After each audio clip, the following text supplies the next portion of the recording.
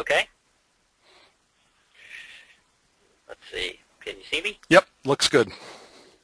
Okay, very good. Good morning, good afternoon, good evening to each of you, wherever you may be. I appreciate you taking the time to join us today. I've been in this job about 3 weeks now, and it's been really busy trying to get everything together.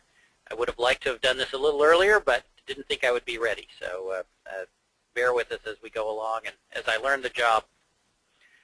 We have a lot of material to cover today, so I probably will go pretty fast because I want to leave some time at the end for questions.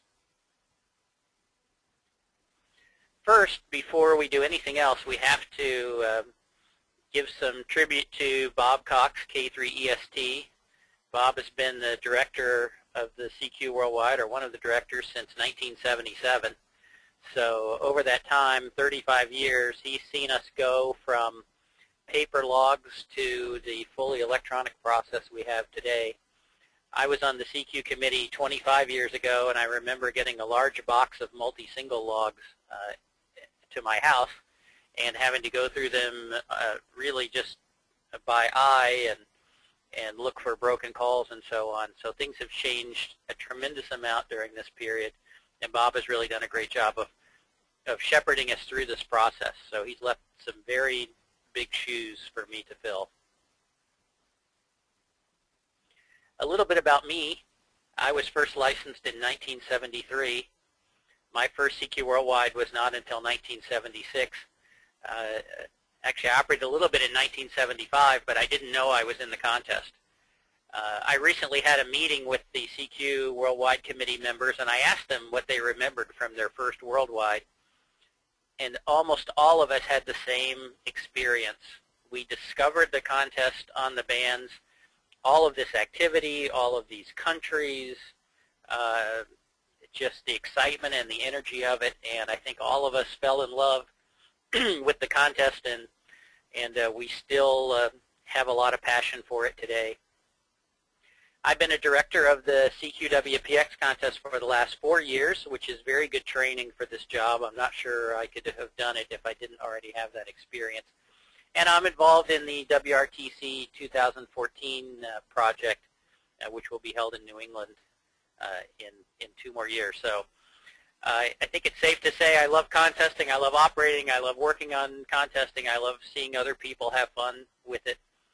At the same time, the ethics and following the rules are very important to me. I think the contesting is a great sport, a great hobby, but it relies on the participants to do their part and follow the rules.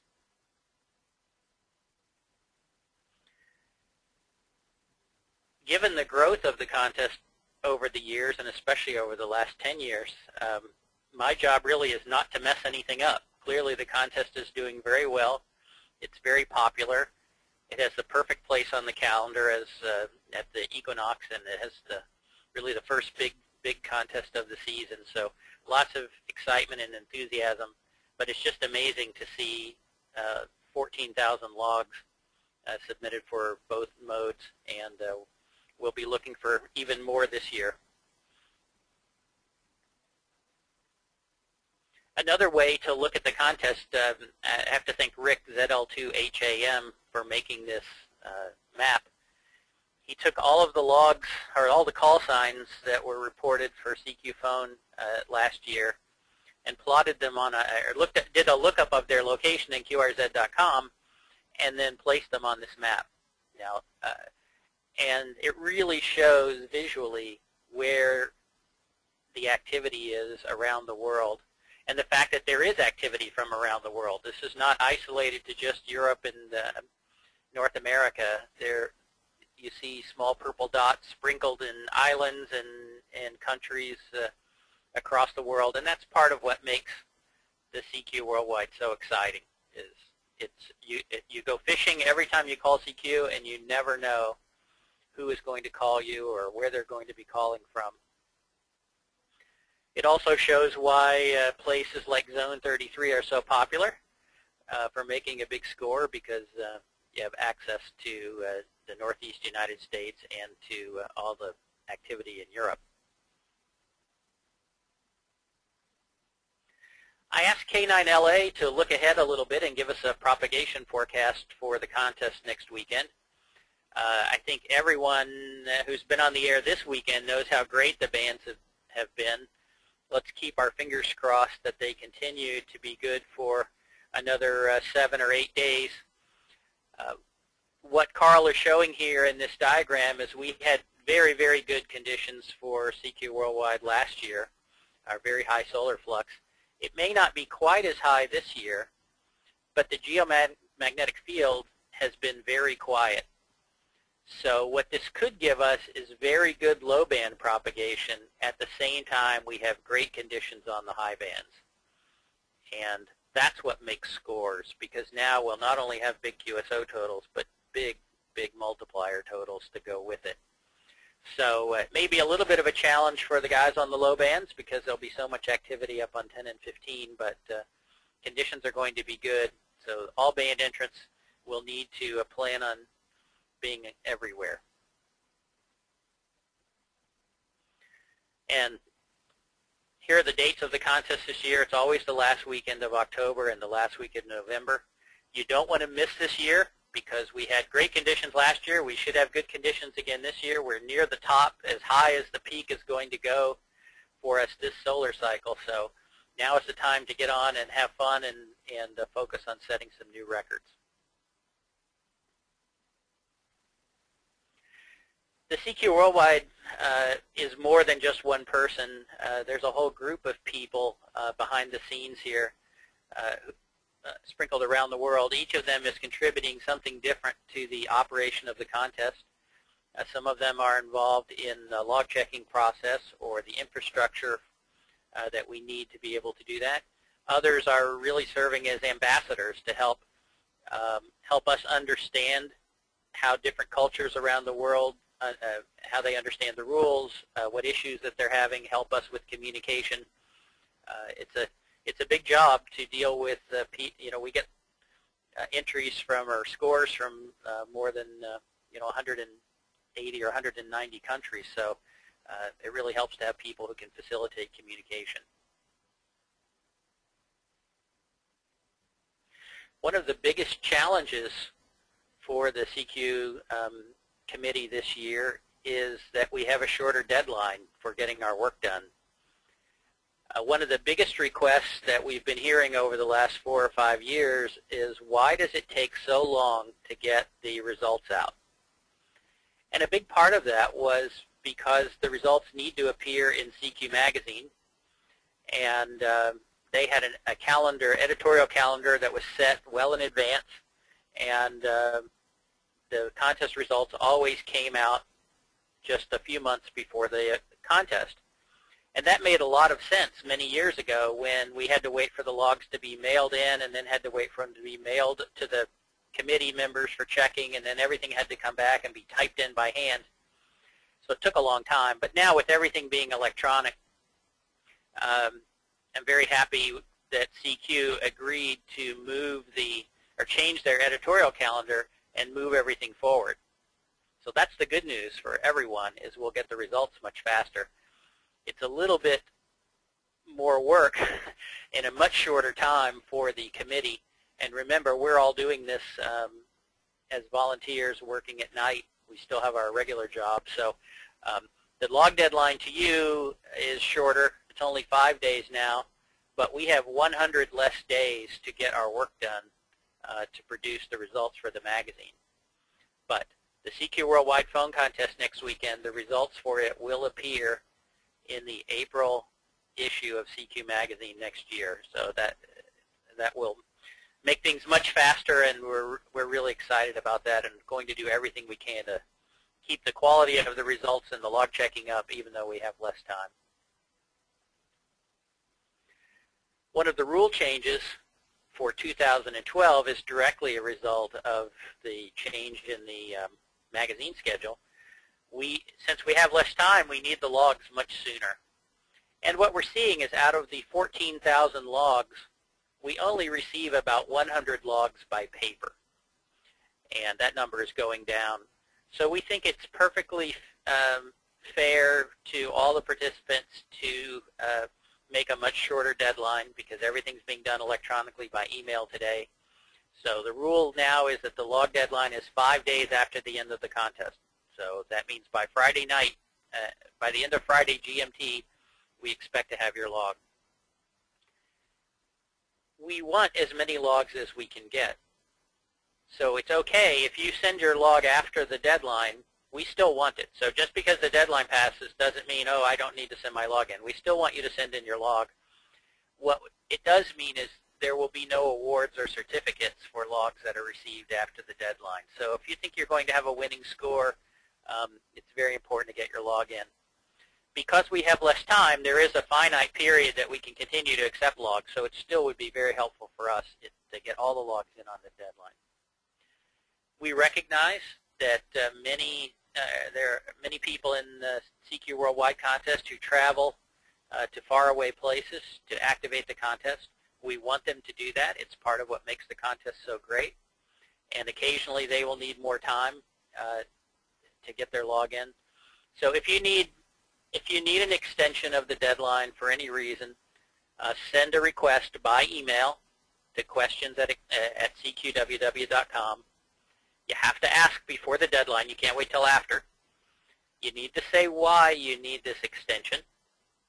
And the extension will be approved when you receive an email response. So if you don't get a response, you need to ask again, because that means we didn't receive your original email. So I think this year, where this is a new process, will be somewhat forgiving, but if you have a top world-class, world-level score, we expect it in the 5 days, no exceptions. Let's talk about some of the other rule changes that were introduced for 2012. And before we do that, I wanted to just look back a little bit in time at kind of the evolution of how contesting and log checking has proceeded. Many years ago, when contesting first began, or even in the 60s and early 70s, there was really no log checking. The logs came in. They were, maybe someone looked at them to see if the scoring was correct, but it would just be a very casual inspection. And then the scores would be typed up and sent to the magazine results. So there's no question there were errors and duplicates and mistakes in the logs and so on, but they also weren't working as many people back then. Contesting was important, but it hadn't matured to the level it is now. I was looking back in the old CQ Worldwide results. All the results from 1948 until today are now available on cqww.com. And if you go back and look at the old ones, it's very interesting to see what the big topics were in the past. And there was quite a controversy when the Worldwide Committee created a rule requiring dupe sheets be included with the log. So what they were doing was saying, okay, we want you to make sure that you've removed all the duplicates, and we want some evidence that you've done that. And then there came a controversy a little bit later where the rule said something like, people were leaving duplicates in their log to increase their score because they didn't think they would be caught. So the committee started doing the dupe checking by computer. So the logs would come in and they would get entered electronically, and we had a way to find all these extra contacts. Then the next phase was to start having the computer do the work of cross-checking the logs from one to another. This seems incredibly obvious today, but it wasn't very long ago, before the electronic logs became a common thing, that this kind of work was not being done. So as the computer log checking got better and better and better, the participants saw the need to improve their accuracy. But instead of improving their accuracy over the air by copying better or asking for corrections, they would rely on databases or comparing logs with their friends after the contest to make their log cleaner and better. And that's where we are today. And that's something that the CQ committee across all the CQ contests wants to start changing that behavior. We believe that a contest score should be based on what happens during the contest, so during the 48 hours of the competition, over the air. Your score should not be improved after the contest or by, your score needs to be made during the contest by doing things over the air to improve it, by asking for corrections, making sure that you've typed things in correctly as you go, and so on. So accuracy is still important, but we want to make it real-time accuracy is what we're measuring. And so some of the rule changes for 2012 are directly focused on this mission or this objective. The most obvious rule is very simple. Do not correct call signs after the contest by using any database recordings or other methods such as sending emails or anything. Just don't, it's a very simple rule. Don't correct call signs in your log after the contest. When the contest is over, of course we want you to go through and make sure that your log is in the correct format. We want you to make sure that you have entered all of the information in the header of the log file correctly, and then send your log in. And it's important to accept that errors and typing mistakes and so on are part of the game. They're part of the radio contesting. They've been with us from the beginning of time. It used to be you would write some call sign you couldn't read later, or you would, but it's okay. No one can be perfect. It's fun to try, but errors and typing mistakes are part of the game. Just accept them and try to do better the next time. Another part of this rule, or of the rule changes for this year, is that we're asking stations that are running to make sure that they send the call sign over the air that they put in their log. And this, I think, 99.99% of the time is no big issue, because when you're running, someone calls you, you reply with their call in the exchange, and they reply and the QSO is complete. But we have seen cases where when we go back and listen to the recordings, we see something in the log that does not match what we heard over the air. So the purpose of this rule is to make sure, it's very simple. If you work someone when you're running, say their call. If you have made a mistake, correct their call over the air, and that way if we have to go back and listen to that contact, we can understand what happened. Now this rule is a little bit confusing. Many people have asked if it means that it's requiring both stations to always send the call sign of the person they're working, and we did not intend for it to do that. So if you are doing search and pounce where you're tuning around and calling other stations, you are not required to send their call. And so this rule is mostly focused on the world top scores and enabling us to confirm what's in their log is actually what happened over the air. Now to help us do that, the Worldwide Committee for several years has been using these new software-defined radios that have the ability to record a large portion of the ham bands, and have had some sites that could record all 7 bands at the same time. And this year we've expanded that effort. So we have 7 sites located around the world that will be recording the contest on both phone and CW. And we'll have those files. And so if we see something that we don't understand in the log checking, or we see something in a log that we're not sure about, we can go find the recording that lets us hear what happened on the air. And this helps us investigate the log cleaning example I just mentioned with the running stations who don't log, or who change their log after the fact. It also helps us check the band changes and the operation of multi-single and multi-2 stations to make sure that they're following the rules. And it also lets us look for stations that are transmitting with more than one signal at a time. So the single operator rules are very clear. You can only transmit with one signal at a time. The multi-op rules say you can only have one signal on a band at a time. There are a number of stations or entries in the CQWPX contest from this year who will be very unhappy because we were able to use the recordings to find where they were using more than one signal at a time. And in some cases, it looks like a single operator using more than one operator at one time. These kind of things were very difficult to find in the past, but with the SDR, we have a very powerful tool to help us. This does not mean we are going to go listen to every QSO that happened in every log, but this is a tool that lets us go back when we have a question and understand what actually happened on the air.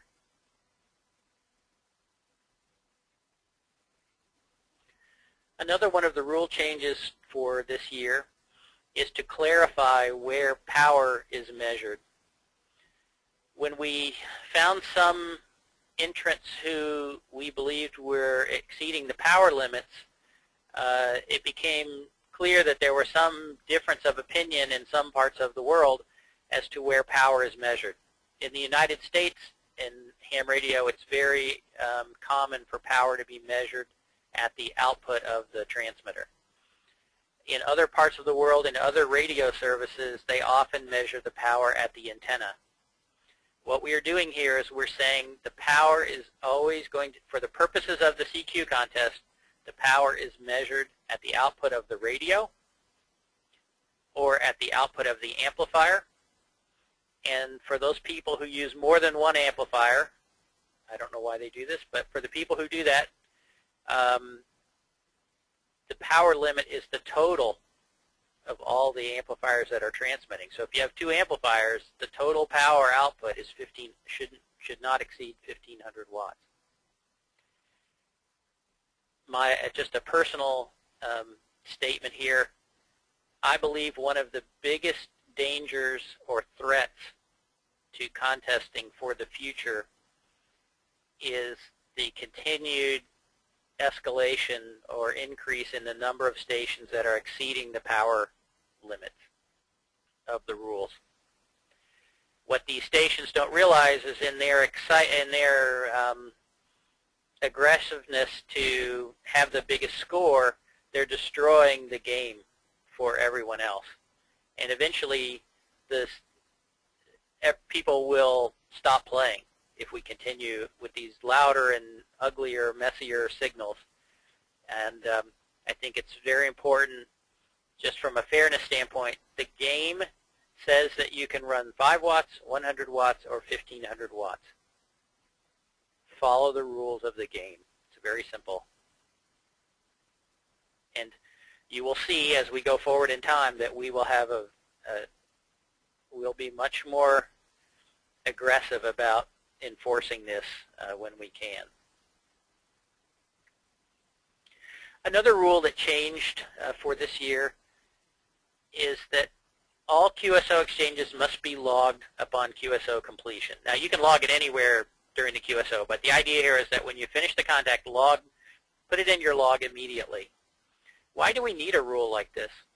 Well, there were many stations who argued with us about when a QSO should be logged, and this was mostly in relation to multi-operators with band changes. And I think it should be obvious, but we decided to remove the ambiguity. Time is very important, by the way, for cross-checking logs. When the computer is trying to find the other station that you worked, it starts by looking in their log at the time that your log says. And we need those two things to match up. If we can't find a match in the other log within a certain period, then we have to assume there's no QSO in that log, and we'll give a not in log, which includes a penalty. And then, of course, multi-single and multi-2 stations really need to log the time correctly to avoid any confusion about when the proper time to change bands is. Now, we have spent some time doing a document that explains these rule changes in much more detail, and we've placed it on the CQWW website. So it's very important that everyone, if you have, that you go read the rule changes and the frequently asked questions page about the rules.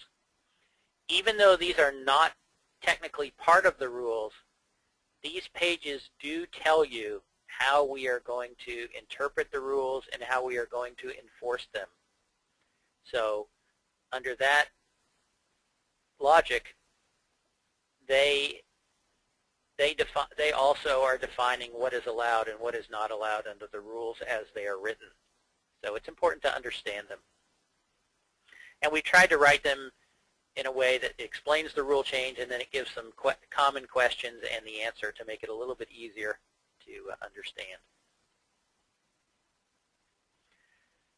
Another category that is very unusual in the way CQ Worldwide does it, but it's a very popular category, is the multi-single category, or multi-1. And what makes it confusing for people is that the multi-single category actually allows 2 signals on the air. So even though it's single transmitter, just historically the way the rule, or the way things have worked, it allows 2 signals. There's a station that is the runner, which can work any station, and then there's a second signal called the multiplier signal, or multiplier station, that can only work multipliers. So what makes this contest, or this category, so popular is that one station can work stations as fast as they can, and then another operator can be sitting at another radio just trying to break pileups and work as much DX as possible. Now the rules are very specific here. The runner station and the multiplier station each have a 10-minute rule.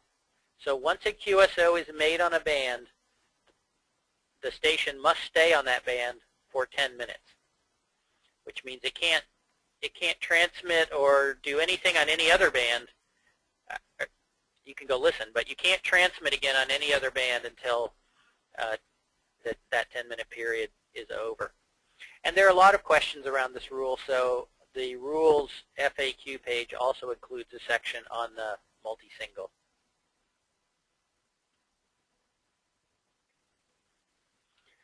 I want to talk a little bit about the fair play concept. This is something that Bob Cox and the CQ Worldwide Committee have been promoting for a while, and also the WWROF. And that's the concept of fair play. All fair play is saying is that we want everybody to respect the game, respect contesting, respect your competitors by following the rules. Contesting is unique. It depends on the integrity of the contestants. There's no referee in your shack. There's no PTT inspectors or FCC inspectors. There's no one in the crowd watching from behind. So it's a little different than sporting events that might have an audience. And so we're relying on the participants to follow the rules, correctly log things, and submit their log as their entry. And if everyone did that, our job would be very easy. But a few things to remind you of. If you're going to enter the single operator category, you must work alone.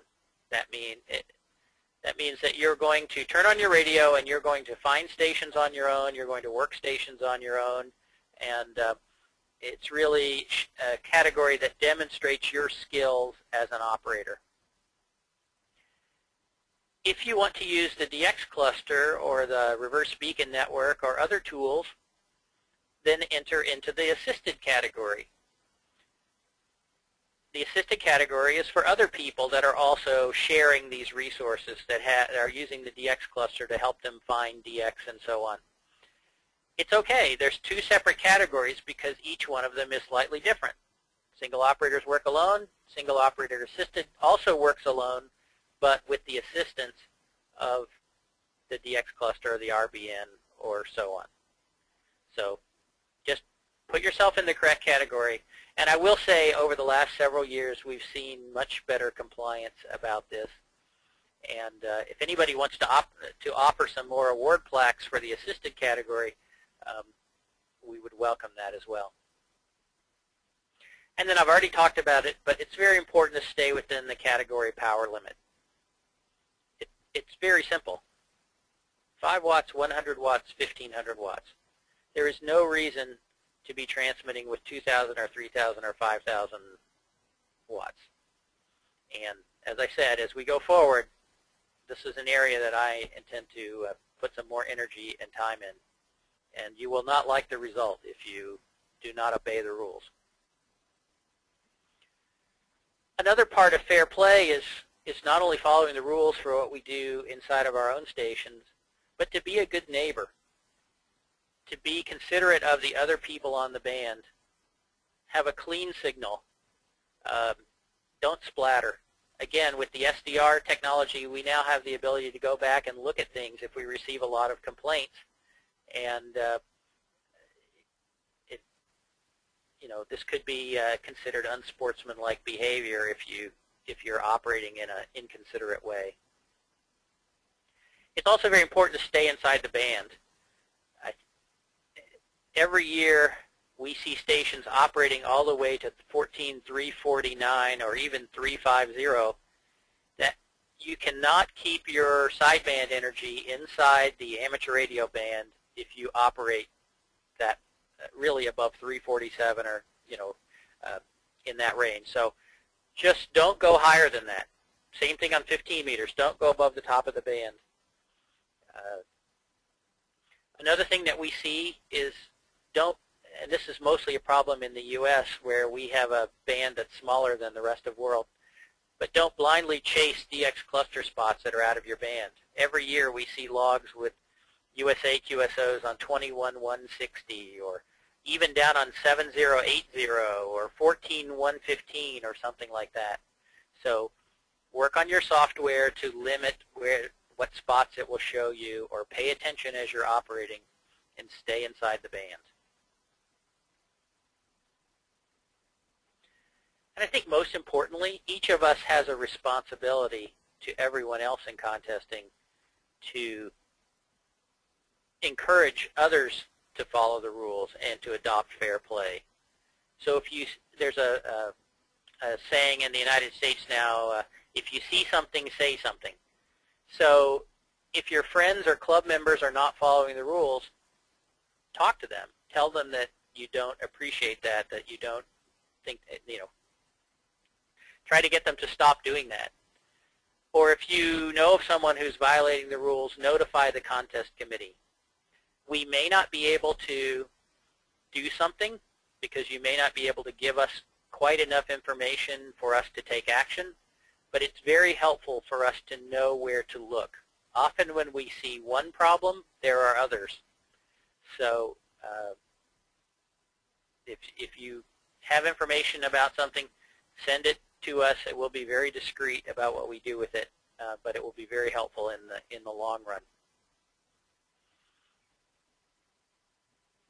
People in the United States will recognize this picture. There's an advertising campaign from the most interesting man in the world. And so the most interesting man in the world says, when you break the rules, you are no longer interesting to me.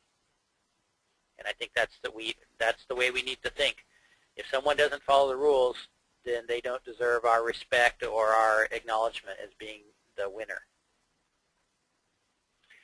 Part of this process of all this log checking is the committee will take action, and we can issue yellow cards or red cards. I think this is well understood in all of the world, from football or from soccer. Here we see Zidane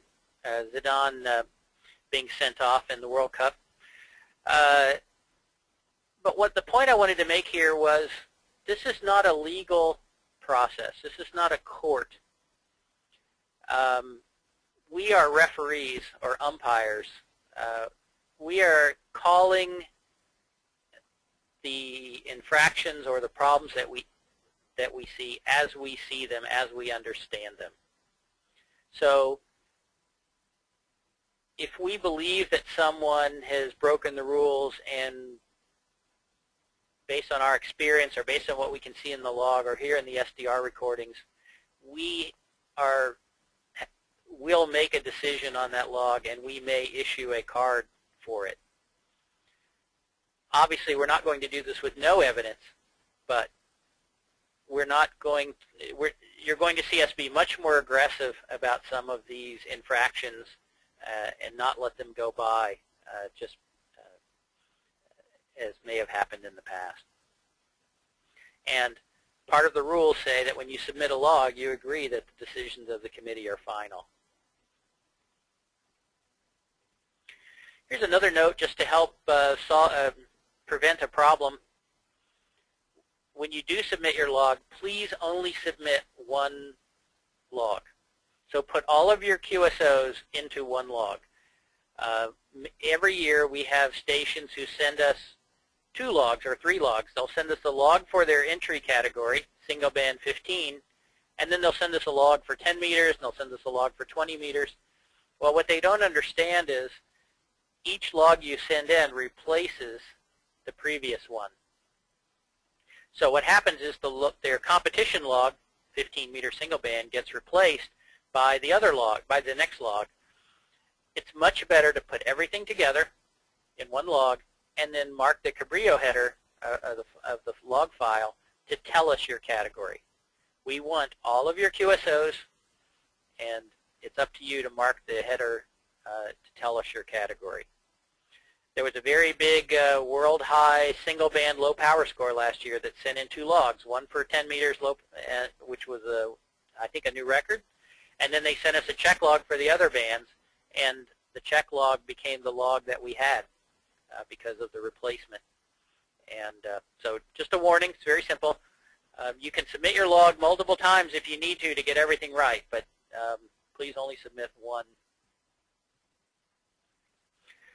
Another tool that's been around for a while but maybe not fully understood is the concept of XQSO.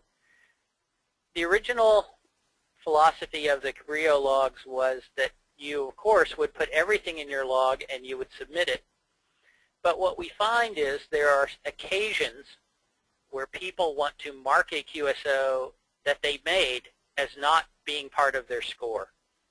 For example, someone clicks on a packet spot and works a station outside of their band. They can use XQSO to leave this contact in their log but not count it for their score. There are sometimes cases in multi-ops where someone will make a QSO too soon, maybe an inexperienced operator. This gives a way to take that QSO out of the log without removing it. The thing that we do not want is people to delete QSOs from your log. If you work someone, put it in your log. There are many reasons for this, but it helps us. It helps the log checking process. It makes sure that you will get credit for everything. It could be that the person who worked you before,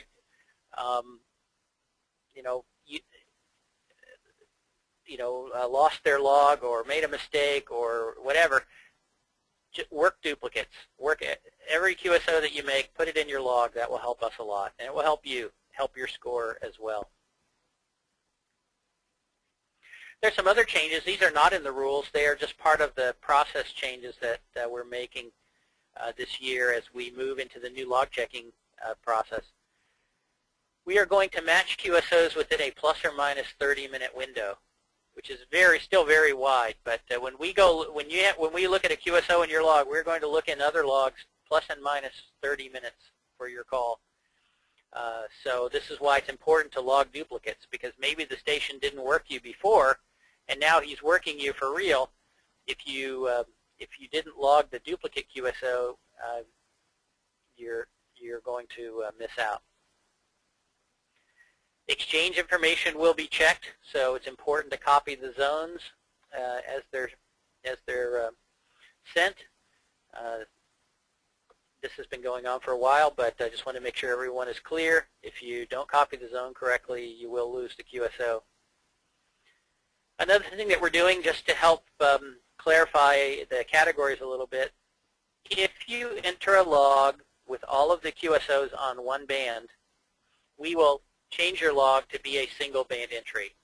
This doesn't really change anything. It just means instead of being maybe deep down in the list of all band logs, maybe now you're at the top or near the top of the single band category.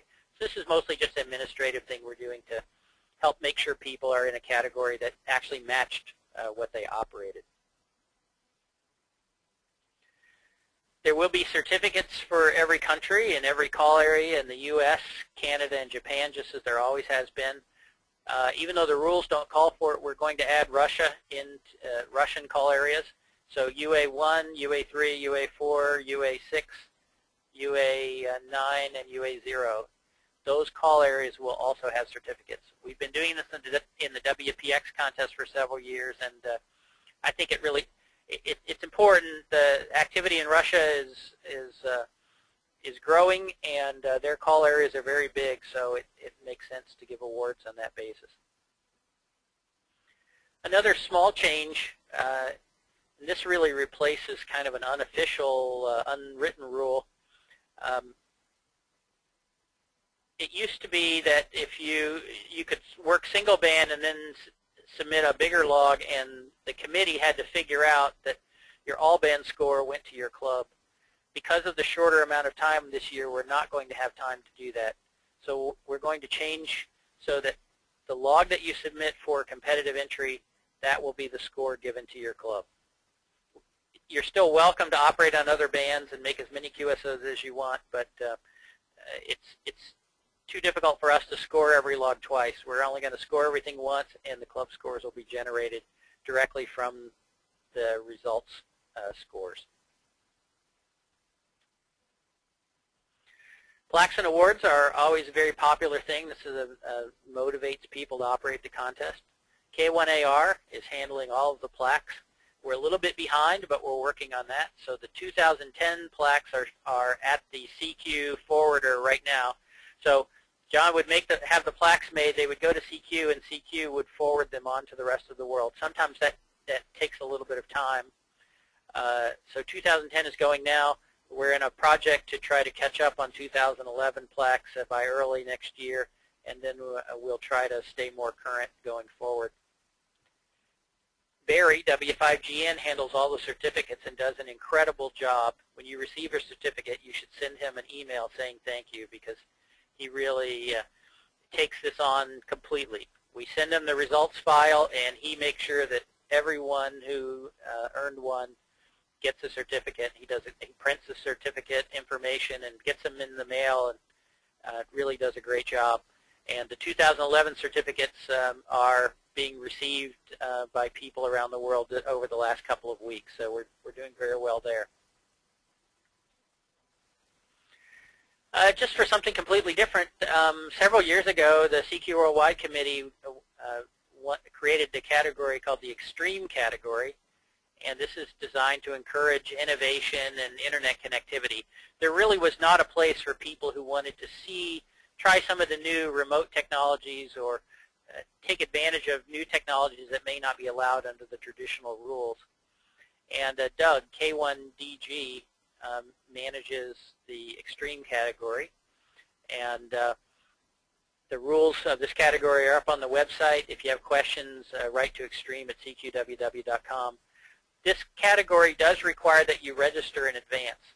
So if you're thinking about participating in this or doing something with it, please send an email to Doug right away so he knows that you're out there.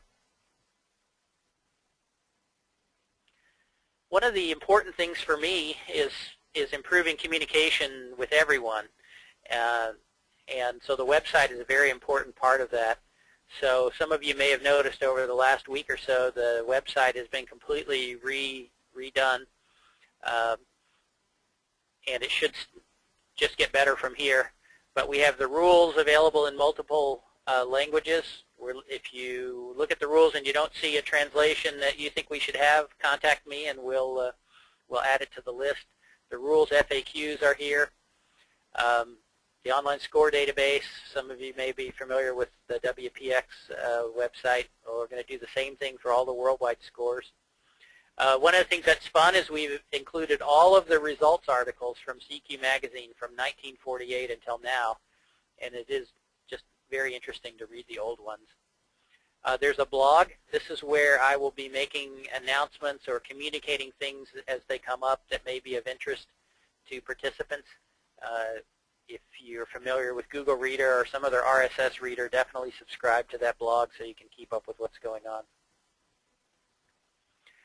I mentioned the online score database. As we go forward, we'll be able to have, we're going to go backwards in time, so it may take us a while to get all the old scores, but certainly for the last 10 or 15 years, K3EST has already put together a file, so we'll convert that into this database so you'll be able to look back in time and see your scores. Eventually, all of the records will come from the online score database. But what's exciting about it is we'll be able to show all the band breakdowns for QSOs, zones, and countries for every entry. You know, it's always frustrating in the magazine. You only see the top 5, and you can't see what the guys did around you or down below. Now you'll be able to see everything about every entry. Another new tool that's on the website is it's called this log check tool. The log check tool is a web page where you can submit your log. So you go to the website, you go to logs, log check, you select the contest, you paste in or upload your log.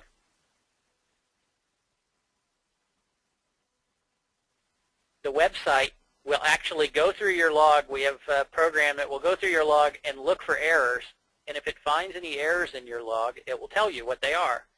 And many of these are very, very simple ones. You can see in this example, I spelled assisted wrong, and you know, I'd left off the category transmitter information. So instead of sending your log to the robot and waiting for the reply and so on, you can do everything in real time. Submit the log, look at the errors, you can fix them in the box down below, submit again, and when your log is completely ready to go, you'll be presented with a page that says, you know, send your log to robot. And if you type in your email address, check the box, send a copy of this log to this address, and submit it, we'll take care of getting the log into the robot for you. You will get an email with a copy of your log so you know what you submitted. You will also get an acknowledgement email from the robot. So you get everything that you need in 3 steps. Upload your log, check your log, submit your log, all directly on the website. And I think this will help a lot of people eliminate some errors from their log, so please take advantage of that. Just one last thing here. We are looking for some more help. The CQWPX contest needs a director. It's impossible to do 2 contests at the same time, especially as big as the worldwide. The CQWPX already has a lot of processes and so on established, so just need to find the right person to step in and put their hands on the steering wheel for that contest. So if you have an interest in that, please contact me. We're also looking for a webmaster who can manage all of the CQ contest websites. There's a lot of we have a lot of great ideas, but we need someone who can really focus on the programming and the design and content update so that the contest directors don't have to become web programming experts. We're doing the CQ Worldwide contest is actually getting so big now we can't check it on the computer that we have.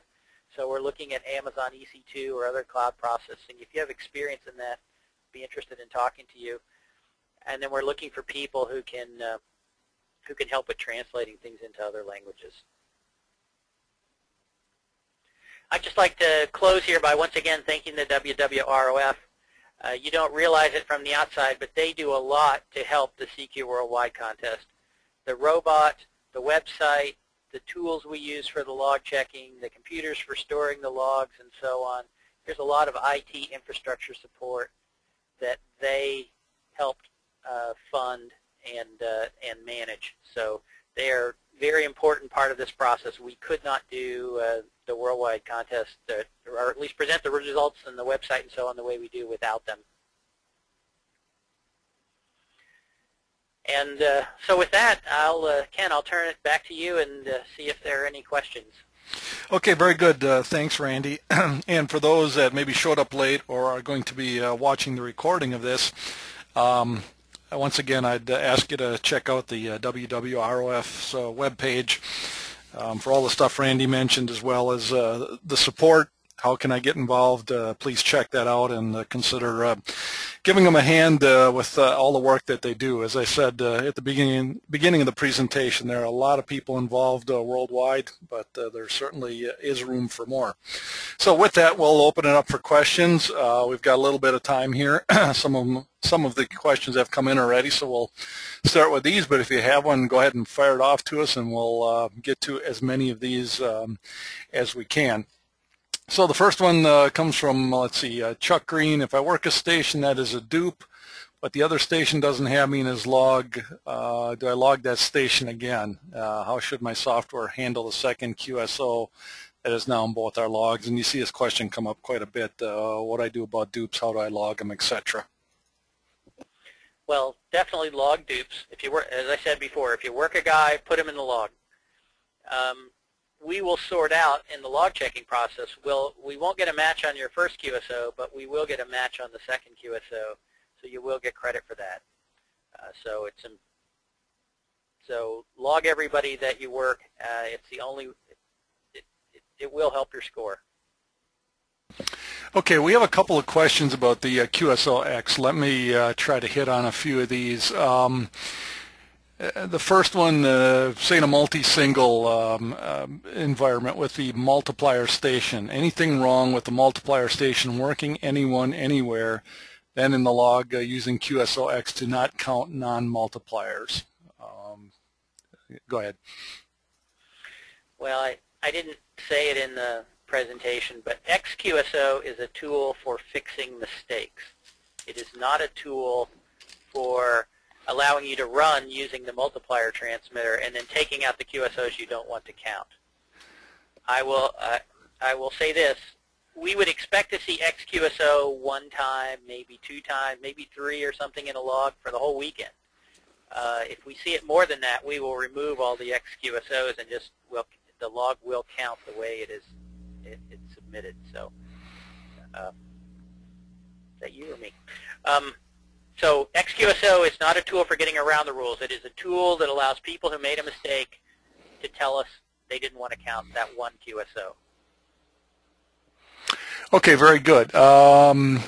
Here's a question from Bracco E77DX. Randy, say I work you, but by mistake I log K5ZD. Then later I work you again, same band, and you say QSO before at 2305 Zulu, for example. Am I allowed to correct the previous QSO?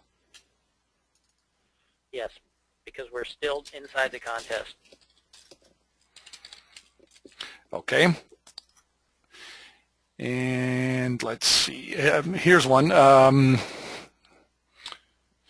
What to do with the QSO that we receive? Well, say for example, PA3XYZ in zone 14 gives you like a serial number 0102 or something. What do you log? I think this question comes up every year. The exchange, what we're looking for is a CQ zone, not a serial number. Because the CQ zones are fairly well known or easy to determine, you can go ahead and enter the correct zone for the station, even if they gave you a serial number. Okay. Here's one from Ray, November Mike 2 Oscar. Just give us your thoughts on the split, no split during a contest. Obviously, we don't want someone working split like they're on a major expedition, but there are some cases where the pilot gets kind of big and gets out of hand, and maybe the station will go split, 1 KC or something like that. What are your thoughts on that?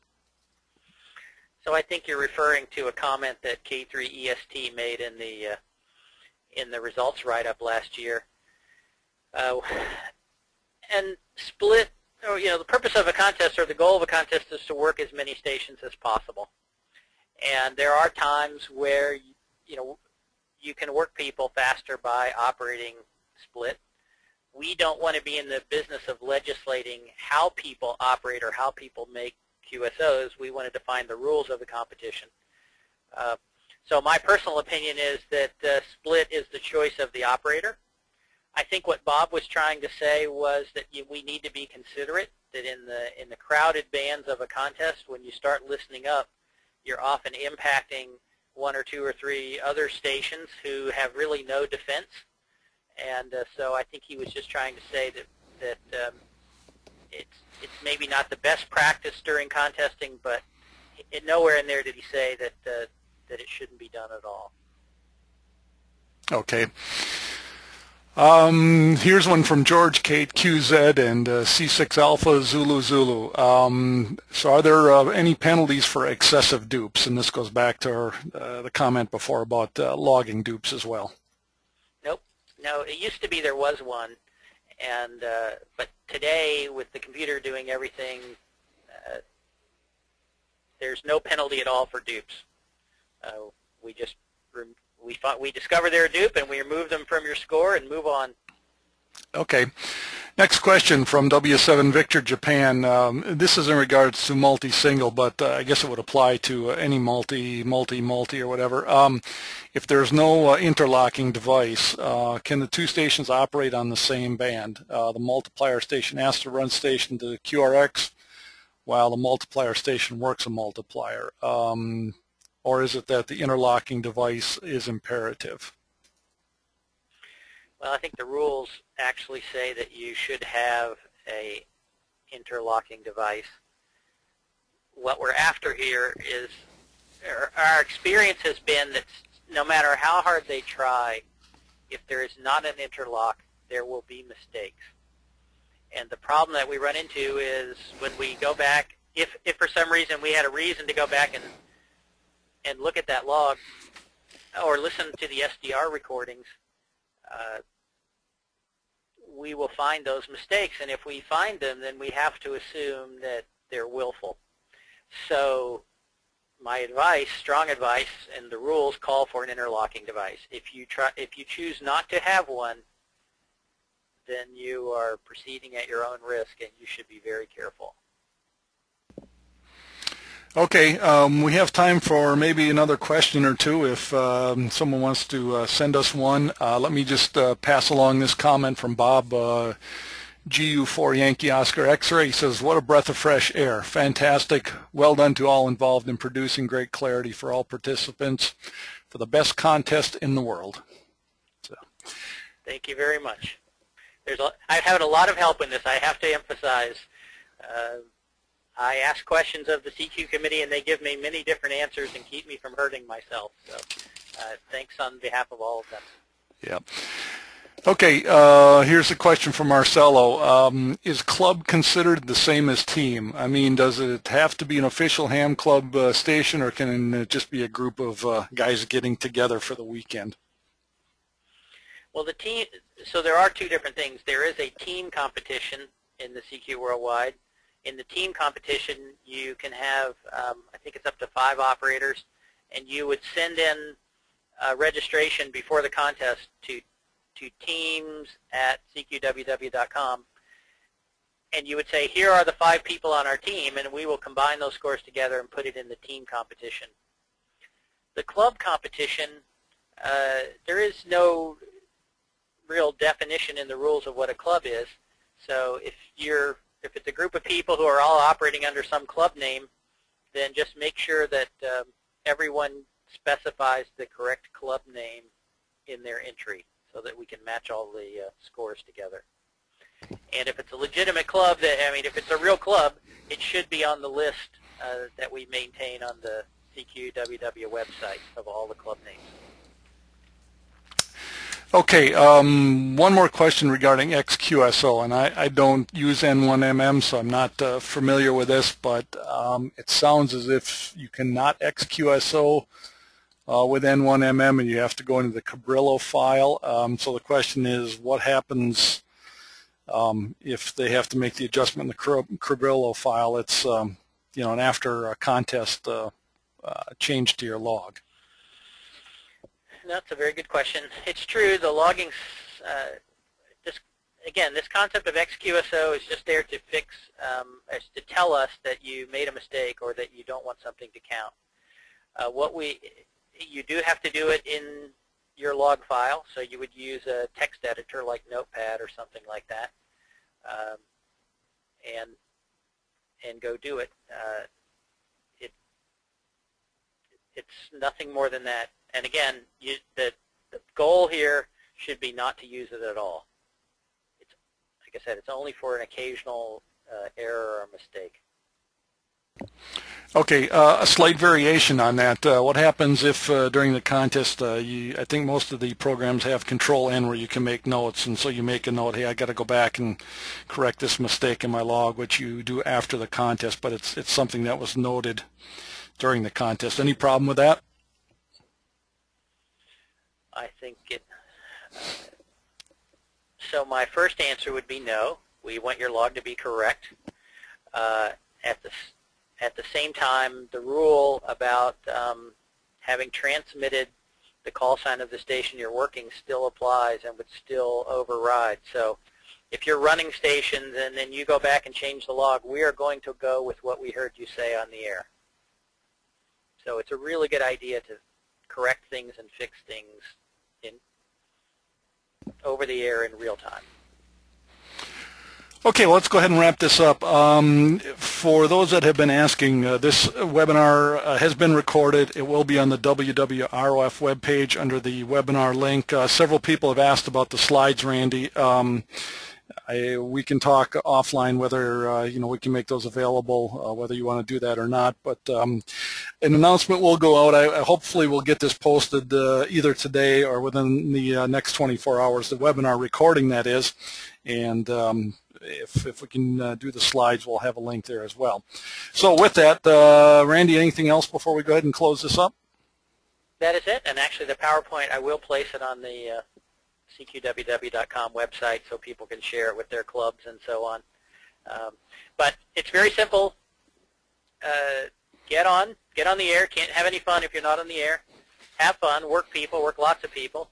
And send your log in. This really is all about fun. We spend a lot of time talking about rules and so on, but in the end, it's a DX contest. Get out and work some. Absolutely, and as you said before, if the conditions are anything like this past weekend, we're going to have a great time. So, Randy, thank you for making the time, putting the presentation together, and being available to everyone. I know it's a big help. You got a big job, but this contest is in very capable hands. So congratulations for taking over, and also a big thanks to Bob Cox for all the tremendous work he did over the years as well. There's a good reason why the CQ Worldwide DX contests are probably the best, biggest and best of all of them. So with that, everyone, thank you for joining us. I'm glad you could do it.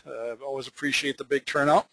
And let's hope we see everyone on the air next weekend, and everyone has a good time. Take care. So long, 73s. Until next time, we'll see you then. Bye-bye.